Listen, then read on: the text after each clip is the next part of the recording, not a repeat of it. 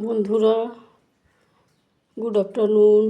আজকে এই দুপুরের খাবার এই ডাক্তারের কাছে গেছিলাম, তারপরে এসে রান্না করলাম। ডালটা করে গেছিলাম, এই সবজি দেওয়া ডাল, লাউ, গাজর, মুগ ডাল করেছিলাম এসব দিয়ে।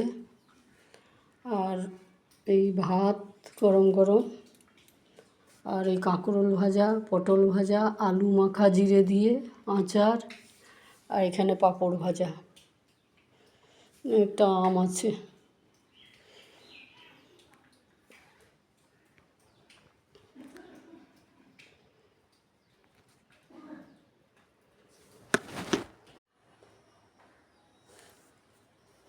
হাই বন্ধুরা, শুভ সকাল। নিত্যদিনের মতন পুজো সব কাজকর্ম করে, জলখাবার আর বানিয়ে এই পুজো করে ঠাকুরটা তোমাদের দেখাচ্ছি। প্রতিদিনের এই কাজ। তোমরা সব ভালো আছো? নিশ্চয়ই ভালো আছো, আমিও ভালো আছি।